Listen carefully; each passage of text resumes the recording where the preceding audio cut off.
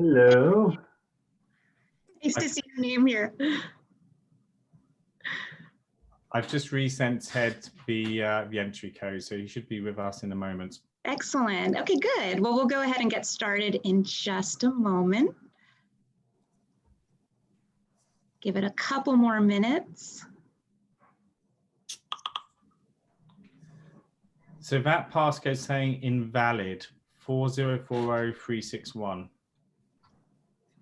I will look into that. We can send him here. Let me forward him this invite so he can just look through it here. Ted at Predictive, he's Ted at Predictive Index, right? Correct. Okay, send him. Hang on. Let me just confirm. It should be T. Olson at Predictive Index. So let me just. Oh, okay. It's coming to you now in an email.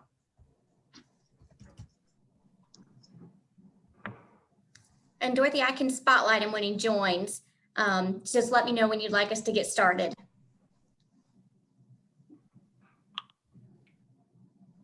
Will do. We'll just get going in 1 minute.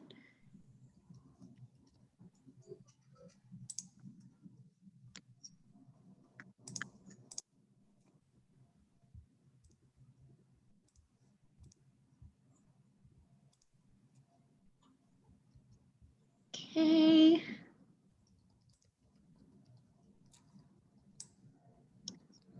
Hi, Ann Warren, I see you. some familiar names and faces for me. Glad you are all here, and we will just go ahead and get started in 1 more minute. We still have a few people joining in.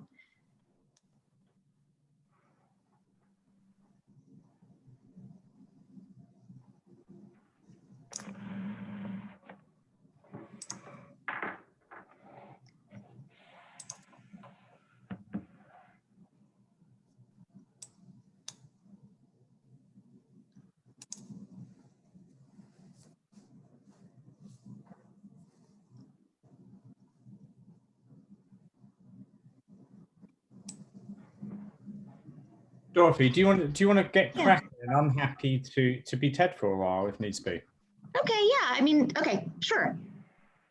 No problem. So Jade, do you want to kick us off? Yes, I will go ahead and jump in. Good afternoon, everyone. Thank you for joining us. I'm going ahead and going to click mute all on everyone. So Dorothy, mute yourself after I do that, but I'm just gonna, for ease of the presentation, go ahead and mute everybody. And again, thank you all for joining. We will open up to Q&A at the end of the session, but if you have any technical issues, anything you can't see or hear, please message me on the chat box. I am under the HRD account, and we'll make sure that we address that immediately. And then certainly put in your questions through the chat box at the end of the presentation. That is it. I'm happy to introduce Dorothy Sood, our Director of Talent Optimization. She will be leading our webinar today. Dorothy is a certified executive coach with an impressive talent management and development background. She joined our team 2 years ago, and as many of you know, we've rolled out our talent optimization business line this summer, of which Dorothy leads, where we provide leadership, team, and organizational development programs and tools to our clients. So Dorothy, welcome. We're excited to hear the presentation today. Thank you. Thank you so much for that illustrious introduction, Jade. I really appreciate it. Really glad to be here with you all today. And I also appreciate, I know we're all quite busy these days, regardless of where we are situated to do work. So really appreciate your taking your time out of your busy week to join us to ideally learn something today. I'm Dorothy Sood. As Jade mentioned, I lead talent optimization for HRD, which includes solutions, tools, and services around talent management development. I'm here today with Damon Clark from Predictive Index. Hi, Damon. Hi, I've got good news. Ted's here. Ted Olson, also from Predictive Index. I was on standby. I was ready to go, but you're in safe hands with Ted. You guys can pivot so well. So thank you. And welcome, Ted. And I feel really lucky that both of you guys are here today. And, you know, having Predictive Index's ear and their input I think on some of these topics is really great. So before I get into things, I'm going to hand the mic over to Ted to introduce himself. Hey everyone, can you hear me okay? Am I coming through? All right. Hey, good to be here. Ted Olson. I head up the activation team here at the Predictive Index, working with awesome partners like Dorothy. And I'm always excited to talk with folks about upping their leadership, their organizations, building amazing teams, cultures, engagement, productivity. So looking forward to our conversation today. Great, thank you. Ted, do you want to go ahead and share the slides, or do you want me to? I'm fine either way. I can share. You can, that'd be great. Yep. Just make sure you can see my screen okay. Yeah. All right. Okay. Good, Tell me when to click. I'll click for you. Okay, so let's click. All right. Okay, so today we're going to spend this 40 or so minutes. We'll get to some introductions. Well, we've done that. Talk a little bit about where we are today, the current reality. We have a fun Menti poll that we're going to ask you all to participate in, which will just take a few minutes. We're going to talk about building teams that win, which is, I think, why we're all here today. And I have a number of questions for Ted, and a couple of call outs I think will be helpful also just to hear from him. And then we can talk about any Q&As that you all have that you can chat in at the end. Click. So we are living in unprecedented times. I think we can all agree with that. Businesses have slowed. Customers are upset if you have a customer-facing business.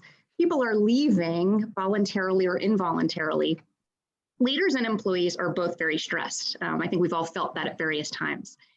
And it can feel impossible to manage and coach teams to operate effectively and create solid output. In many cases, you also have the added factor of a moving target in terms of strategic priorities.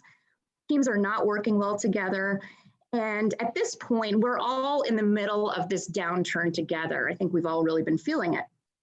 So how can we navigate this? And what can we do to make it better and make it more manageable and more productive? So I really only want to focus on one concept today and one idea that will have genuine impact. And that's creating and building and aligning teams to the work to be done to deliver results in the best possible way, and in the way that's most conducive to success. Click. So we would love your interactivity here. So please go, if you have a phone, it might be easier, or you can use your laptop. Go to menti.com and punch in the code 491355, which you will see here on the screen. And I'd love to hear your thoughts, maybe one word, 2 words, a phrase. Why do teams fail? We're just going to spend a couple of minutes on this.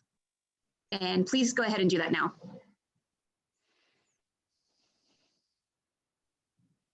And I will go ahead and share the results in just a moment. Why do teams fail? Okay. You want me to stop sharing so you can share? Yep. Okay. Oops. I will go ahead and share.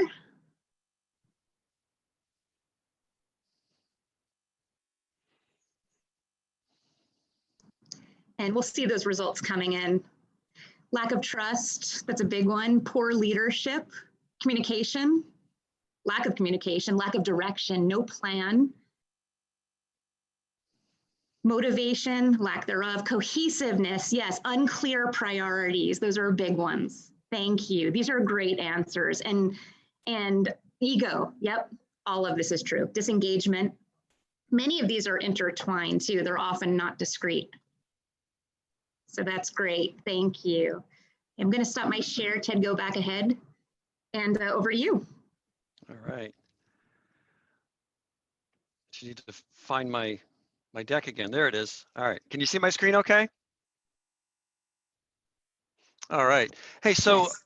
You know, I do a lot of these Menti polls, and I see very much the same answers when it comes to teams: the miscommunication, poor leadership, ego, you know, lack of alignment, all of the things that can really trip a team up. And, one of the things when we talk with leaders and leaders of these teams and leaders of these organizations, there are 4 things that are keeping them up pretty much all the time. And these are evergreen, but they're certainly have been heightened because of COVID. Employees, are employees getting along? Are they engaged? Are they productive? Are the teams working together well? Strategy, are we working on the right things to deliver the results that we're after? Their investors are concerned, right?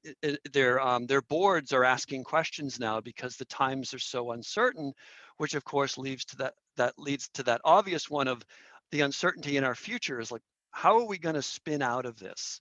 How are we going to not only first,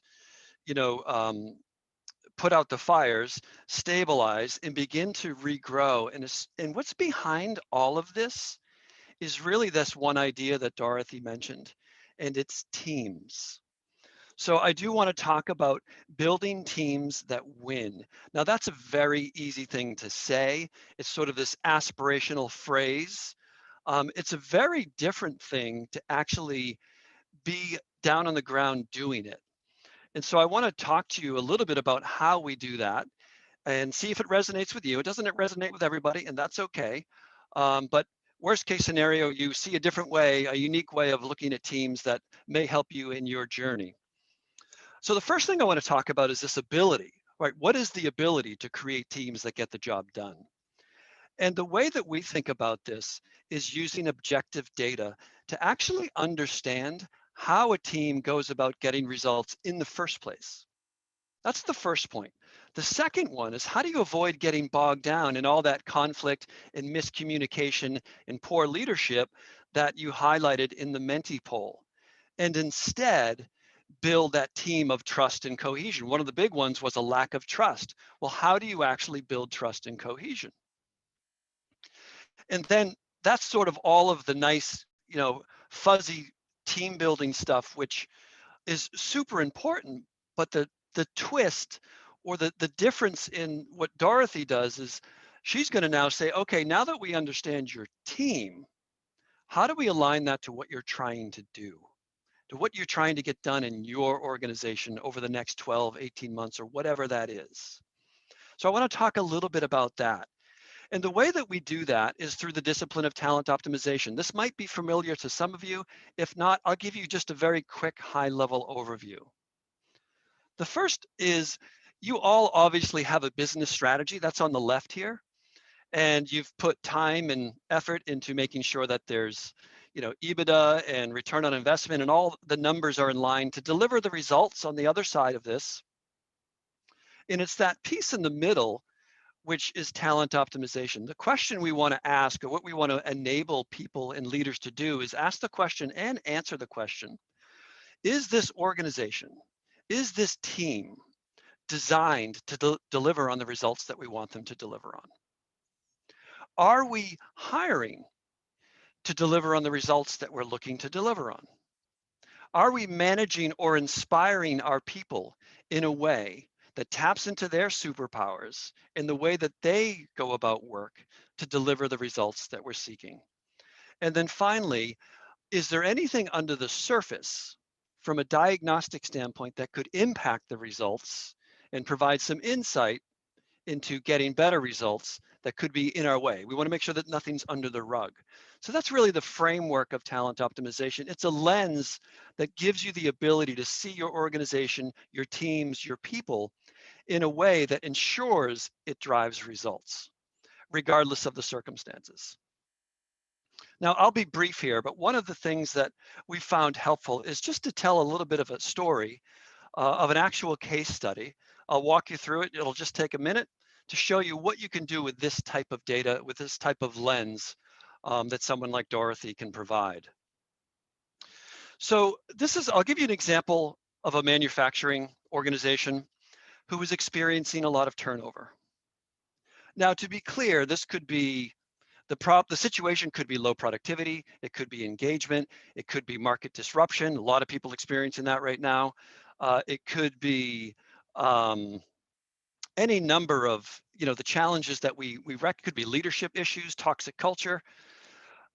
that's really not what's important. What we want to do is see, how can we actually see what's really happening with data?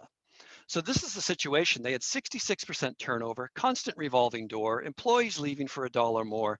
They're to the point that their brand and reputation was suffering. Even the quality of their work was suffering, friction on the team, and of course they're losing money. And the despite all these challenges, it was overwhelming to them, and that you would think it would be kind of easy to put your finger on it. They actually didn't know why it was happening. And so we said, okay, hey, let's look at some data. And so what we did is we pulled in this production management team into what we call a work styles framework to understand how this team goes about work. How do they think and work? How do they take action? How do they communicate? How do they make decisions? And I'll give you just a few high-level things. We could always go deeper, and you can always go deeper with Dorothy, but I'll give you just 3. The first thing we noticed is we had a hard-driving, results-oriented leader. This is someone who is this is who you want in this position: driving results, driving productivity, driving efficiencies, driving quality. And those are all good things. The downside of this particular leader, as many of you mentioned in your poll, leadership was one of the things that came up. The stuff that's on the back of this particular leader's t-shirt that he may not recognize, the blind spots, was that he wasn't super warm. This wasn't the most, this wasn't someone who was naturally thinking about culture and morale and the employee experience. So that was a gap, and that stood right out to us. So there was a large gap in the teamwork and employee experience at this particular manufacturer. In fact, if you look at the whole of the team and the way this team is wired, none of them naturally land in this particular quadrant. Now, that's not necessarily a bad thing. And it wasn't to say that this organization wasn't even aware of it. They actually were. But what it is to say is that they were not naturally well suited to do anything about it in an effective way that really drove change. And when we looked even deeper at the team, we realized, wow, the bulk of this team is a really process-driven, they take a by-the-book approach, which is exactly what you want in manufacturing. Follow the book, follow the process, do everything exactly the same every time so we get consistent results every time and on time so we can deliver and ship. That's exactly who you want. However, the dark side of that is that that type of process drivenness can be a bit dehumanizing. And so this leadership team wasn't actually seeing that the way that they were wired, the culture that they had fostered over years, was actually sapping the life out of their employees. And so what we did is we said, okay, what do you think we should do?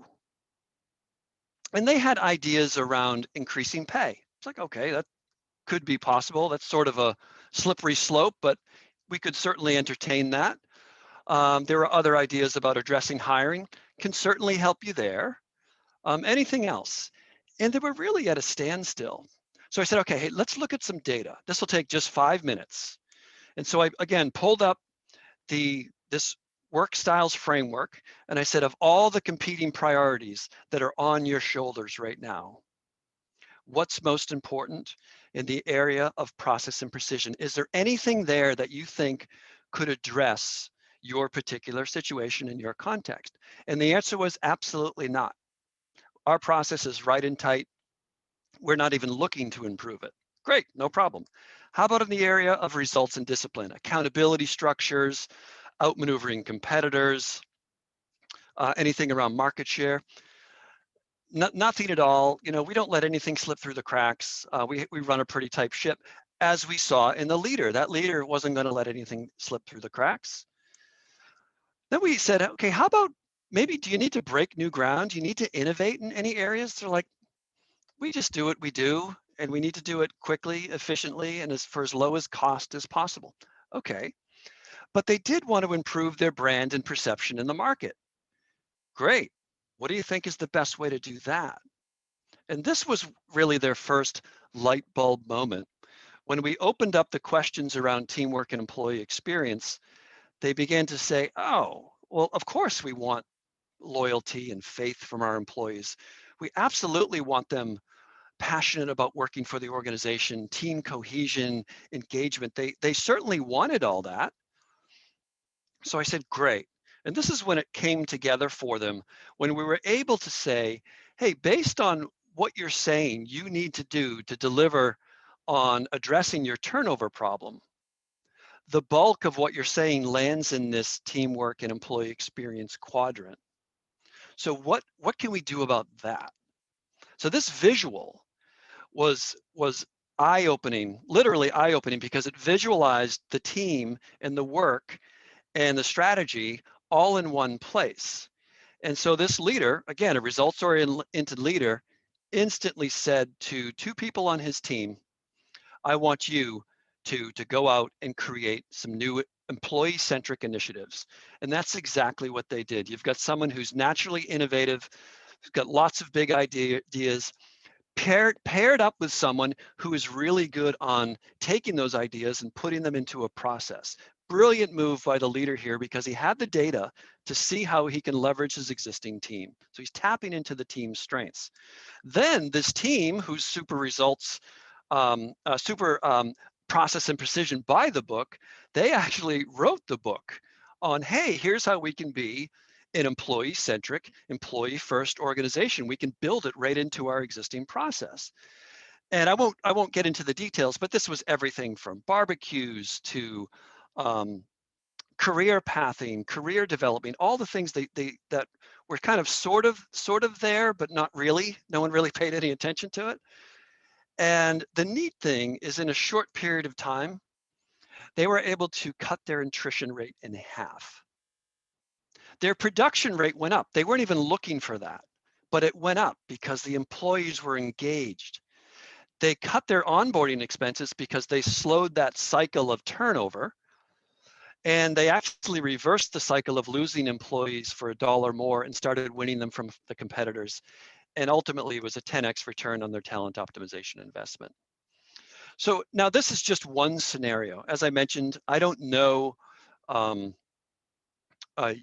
Dorothy doesn't know your particular situation, your particular team, or the priorities you need to deliver on, but these are some of the insights that we seek to share with organizations to help them find their way, adopting talent optimization and building teams that can deliver regardless of the circumstances or the challenges they're facing. So I think that's where all I had, Dorothy, and if you wanted to ask me some questions, certainly open to it, and I'll turn it over to you. Great, thank you, Ted. That was, I really, just hearing that come to life, I think is it's astounding. In terms of, how long I know you mentioned a 9-month time frame. How can you paint a picture for us in terms of how long it took to reach those conclusions, those insights?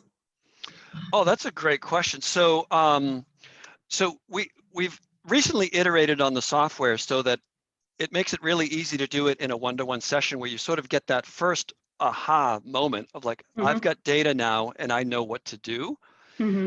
So we were able to do that in a past version of our software. It was called Teamwork Styles. You probably are familiar with it. We updated that. Our science team came in and updated it with this team discovery and discovering your strategy to pull those two sides of the coin together. So, I think most aha moments happen within that first conversation. And then the path forward in working with our partners is certainly depends on the circumstances of that particular organization. Some are so focused on hiring, we'll jump in and help them there. Others have some critical teams they need to get working. They need to get on the right track really quickly, so we'll start there. And we can usually see results pretty fast because we have the data. That's great. So that was my next question, scalability. You mentioned other teams. This is not just for leadership teams, right? Or is it? It's not. Talent optimization is for everyone in the sense that you may have a sales team and that sales team is wired a certain way. The question is, are they wired to deliver in your sales context? So I've seen many sales teams that are really good on retail, really bad in SaaS, or they're really good at field sales, really bad at farm sales. I've seen customer service teams that are great on the transactional side, but then you put them into a relational context and they fall flat. So it's context really matters. Does that help her? Yeah, that absolutely makes sense. And in terms of this, the concept of a dream team, I'm using air quotes, but and I think we've all felt that great feeling of being on a tightly knit, highly productive team where you're all just doing your thing and doing it well. What are the factors that contribute to that? You referenced trust, you referenced cohesion. How can you use something like this to realize that? And I think especially in this climate now more than ever, that can have such an impact on morale. Yeah, and especially in the world of remote work. Yeah. I think one of the first aha moments that teams have is that not everyone thinks like they do, right? In other words, you have people who are working on the same team who view the world completely differently. They don't communicate like you do. They don't email like you do. They don't take action like you do. They're not as comfortable or risk mitigating as you are. And we're able to see that really quickly. And suddenly teams are able to say, and the workshops that we run are, hey, that's why I really appreciate that level of detail that you bring to the table. Or I really appreciate that level of innovation that you bring. You have such great ideas. And that alone is able to really start to harmonize the team. And most solutions sort of stop there, and you can double down on that, and we certainly do that. There's lots we can do there. But again, the next thing I want to ask, if we're talking about a dream team, a dream team delivers results. Yeah. So the next question I want to ask of that team is, what are you trying to do?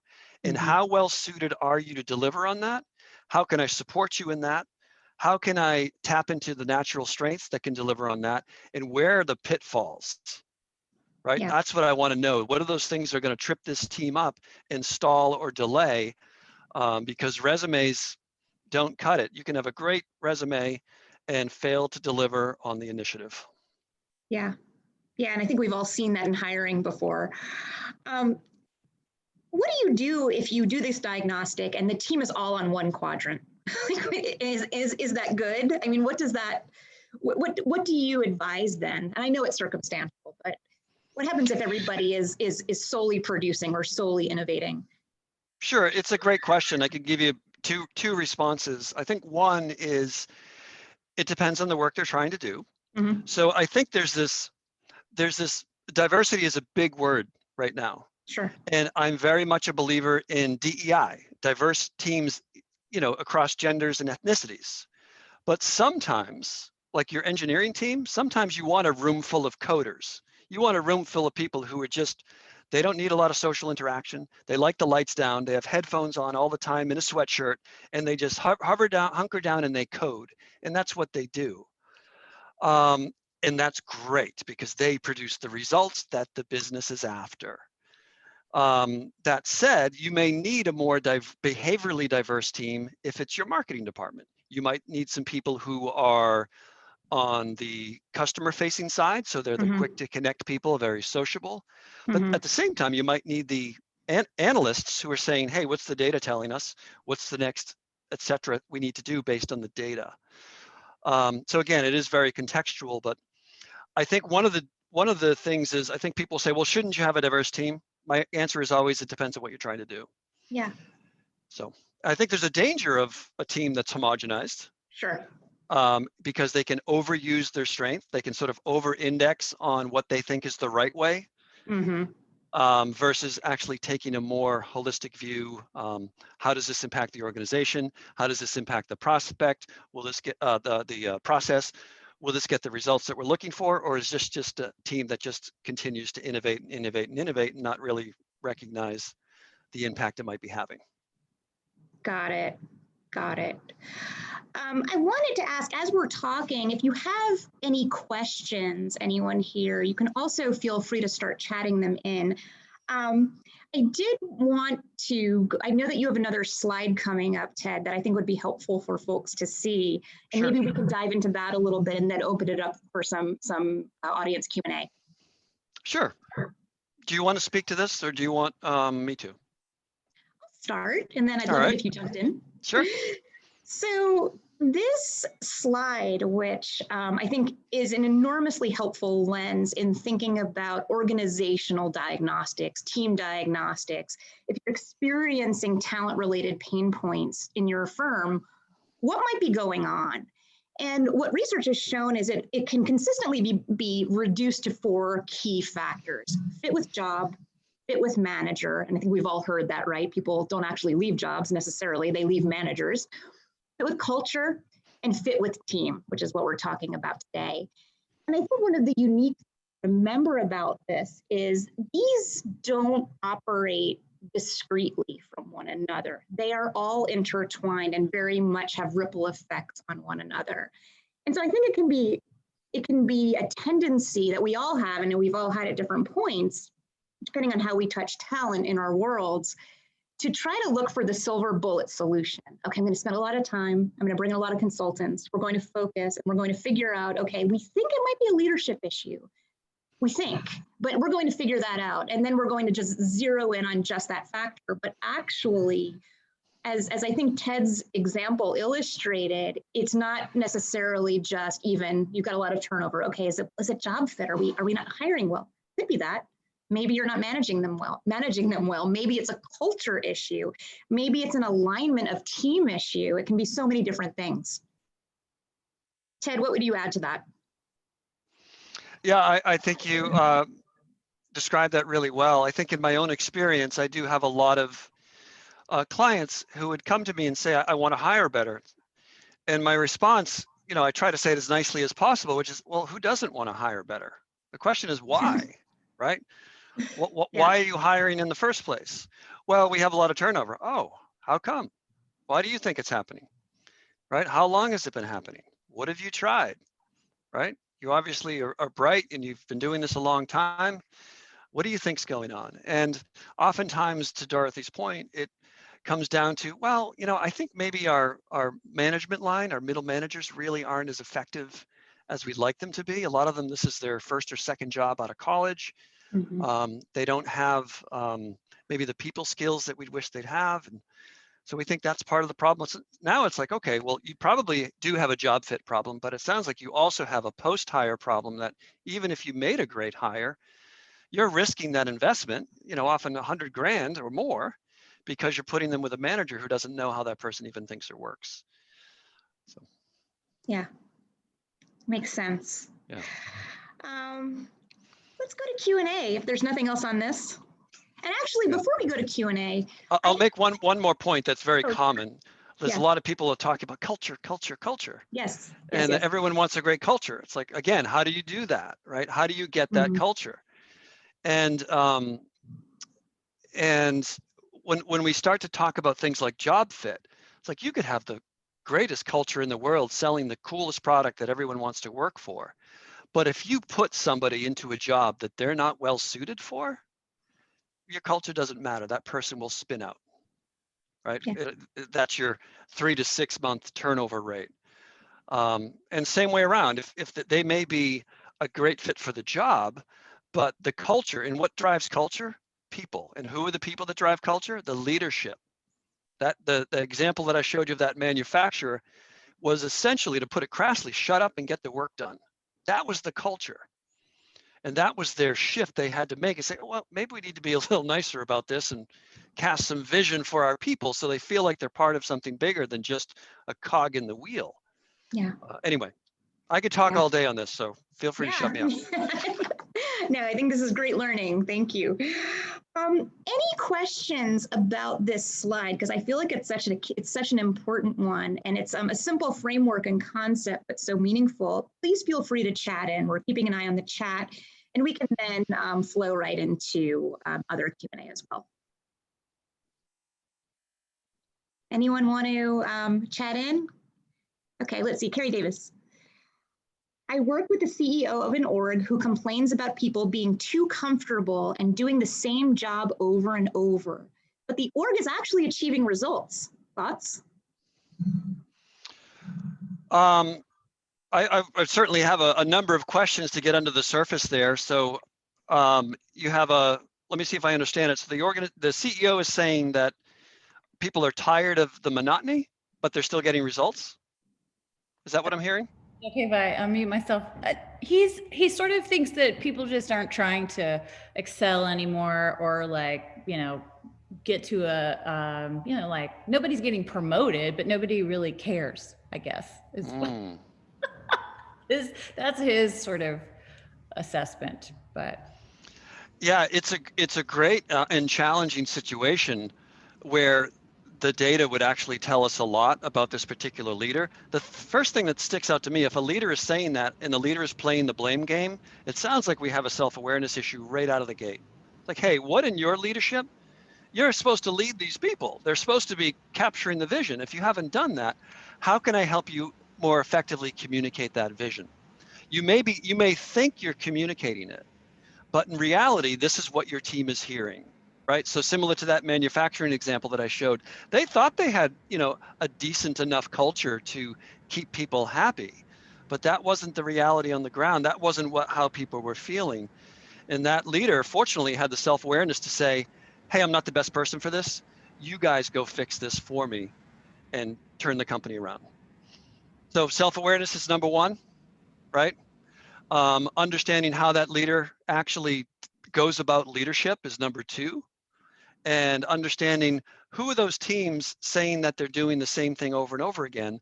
They're probably looking for, there are some people that are very comfortable with routine. They actually prefer it. They like the stability of doing the same thing day in and day out. There are others that can't stand that. And they will complain and say, hey, this is getting boring. I'm one of those people. Like, I love jumping from one thing to another. Prior to this, I was on a office hours with 170 people. Now I'm on with 40 people. And right after this, I go into an executive meeting with the CEO and president of the Predictive Index. So I love that. Other people hate it. Yeah. So understanding the people who are saying that, Carrie, is really important. And when you have the data, well, now you can begin to answer that. Great question. I think the next two questions overlap a bit, so I'll ask them together. So where do we start and how do we determine where our issue is coming from? And then can you talk more about the change management process and tools you apply? Yeah, that's a great question. So we call it exploring need or discovery. So when we're talking with clients, we want to actually ask some good questions about what's happening in their organization, because they typically, what's happening. And what folks like Dorothy are able to do is actually help you tease out what is really going on under the surface. So I'll give you the example of a surface problem is, hey, we have turnover. That's a surface problem. Most organizations struggle with turnover in some way, shape, or form. Or let's use a manager. We're struggling with our managers, right? That's a fairly common problem. Or especially now, we're struggling with teams. We got brand new people who've never worked together, doing things they weren't hired for, working on initiatives they never signed up for or thought they'd be doing in their life. That's the reality of teams now. So we want to get under the surface of really what's most important to the organization. And we do that by, number one, asking some simple but good questions. And from a data standpoint, those questions that I showed earlier, which was, hey, in the world of work, and of all the competing priorities, what's most important to you right now? And that conversation, which takes just a few minutes, really helps us hone in on what's most important to get under the surface and then really take action. What was the second part of that question? Sure. I may not have, if I didn't answer it right, please push back. No, that's fine. It's kind of a part B. Can you talk more about the change management process and tools that you apply? Yeah, so For me, I think it's really important for the leadership to take hold of the change management. Sometimes it has to be done ground up, and we have partners like Dorothy who know how to help folks in HR move in a strategic direction to the executive team. But I think it's really important for the executive team, and once an executive team sees these types of tools, that they have these data points to be able to make decisions, they're typically very bought in. In fact, oftentimes they move so fast, it's actually a question of slowing them down to begin a rollout plan of adoption. So the way that I think about it is change management can be a lot, but the way that we lay it out for an organization is, number one, depending on how fast they want to go, but it's really 1 degree shifts. The first is, hey, let's really see what's going on.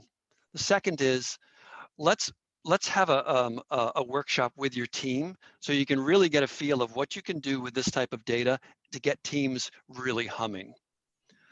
Or if it's a hiring concern or a diagnostic engagement concern, whatever those concerns are, we can start there. And then you lay out the path. In month 1, we'll do these 2 things, just those 2 things. In month 2, we're going to check in. Month 3, we're going to do this workshop. And then, month 5, we're going to have or month 6, we're going to do a business review to make sure things are tracking as we anticipated. And we're going to run a diagnostic to make sure that nothing is impacting our results. So we have a number of rollout plans, but it's very contextual to make sure that the change management is more organic in meeting the client at their need versus forcing it upon them.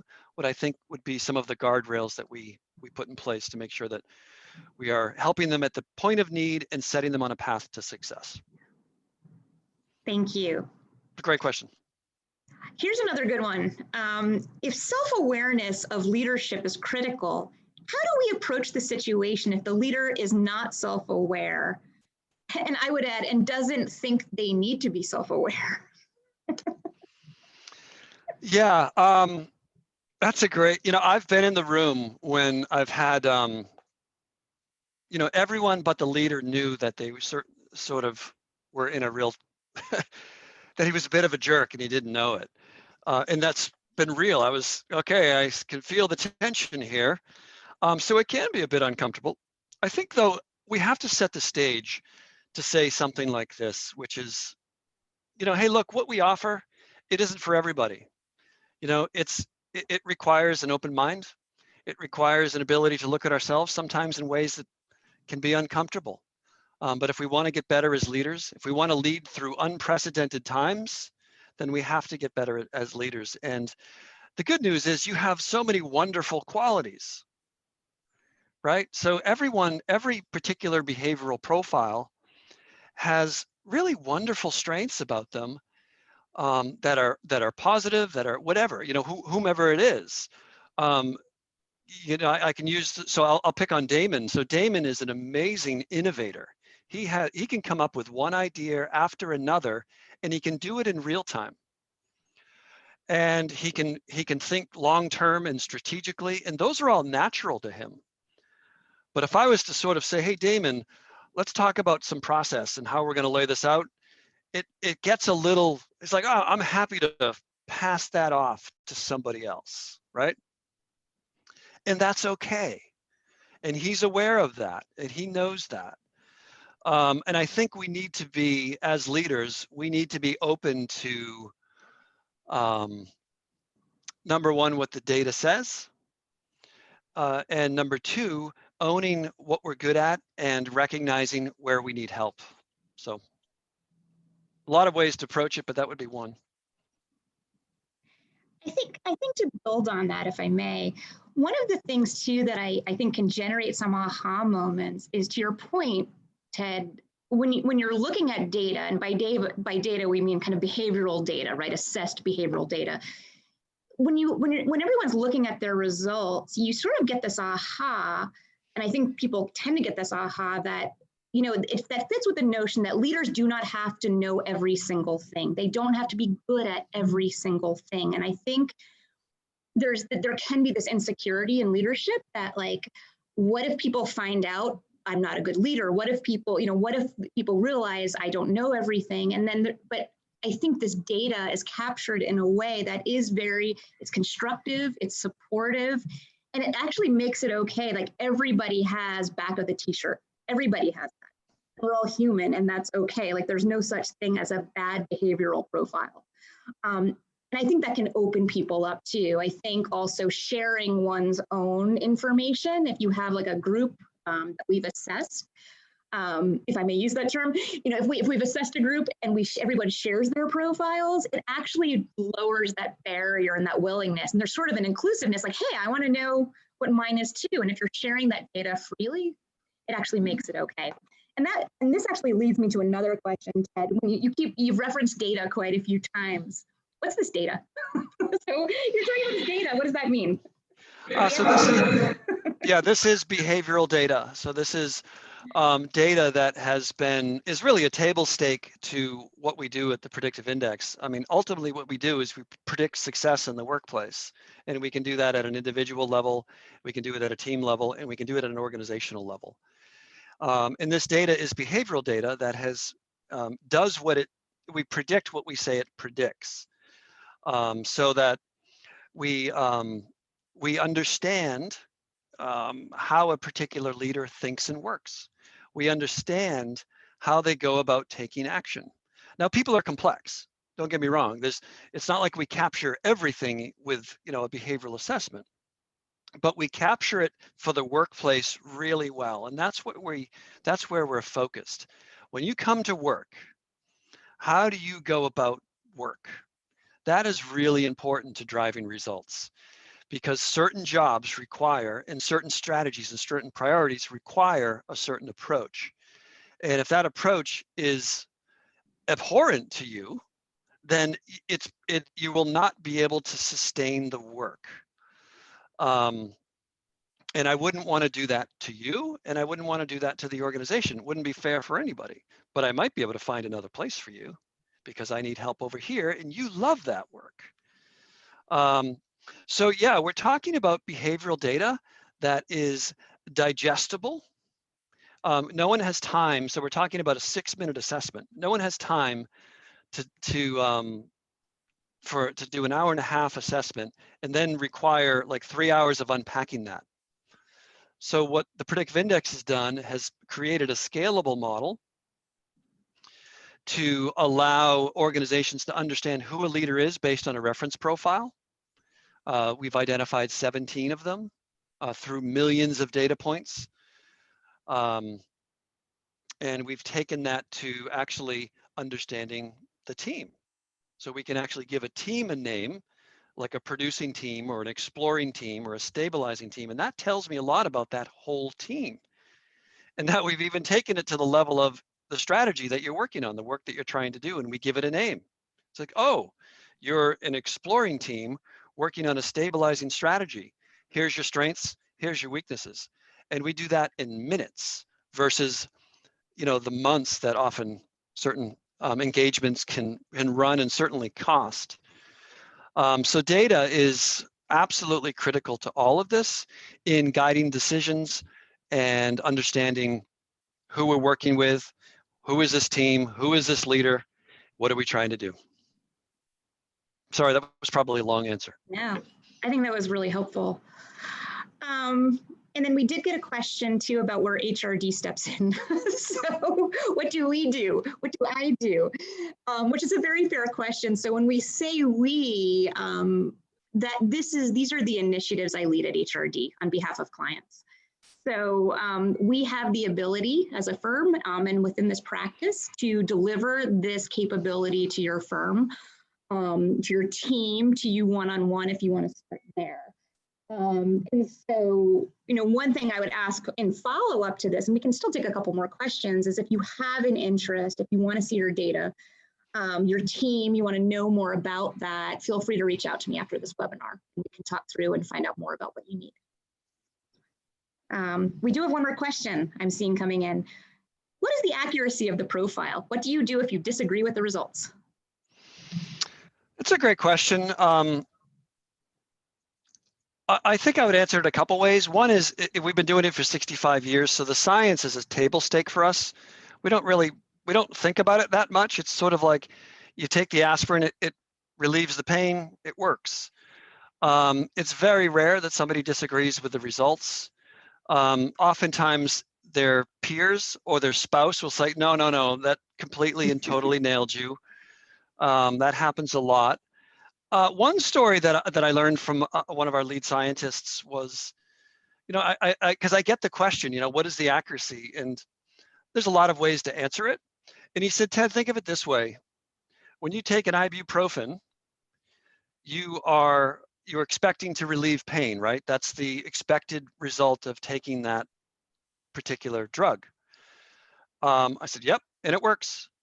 And he said, the accuracy of the predictive index is 3 times more accurate than ibuprofen. So when we look at the studies that say that ibuprofen relieves pain this amount of time, compared to the studies that say, hey, we can predict these behaviors this amount of time, the predictive index is 3x that of ibuprofen. So I said, all right, that's good enough for me. But he said, if you want the technical document that tells and explains that, here you go. It's 60 pages long. I'm like, no, that's good enough for me. Fair enough. So again, it's not everything. And Yeah. I mean, I think there's a very small percentage that maybe disagreed. And it's typically because of the person who took the assessment was distracted, or they were trying to, they were so skeptical, they were trying to trick it. It's like, there's no right or wrong answers. This is completely, self-choice. There's no time limit. You can't game it. There's nothing to game. So just pick what resonates with you, and it works. Yeah. It sure does. I've seen it firsthand. So thank you, everyone. Any more questions? We have just a couple more minutes. And if not, I think we'll go ahead and wrap up. Ted, I want to thank you so much for taking time to spend with us, and all our great attendees. Thank you for taking time out of your busy schedules to participate in this and to listen in. Please feel free to reach out to me if I can be of assistance. And if you'd like to learn more about teams, I'd love to connect with you one-on-one. So just let me know. And yeah, this has been great. Thanks, everybody. We'll be in touch. Thank you. Appreciate it. Thank you both. Bye.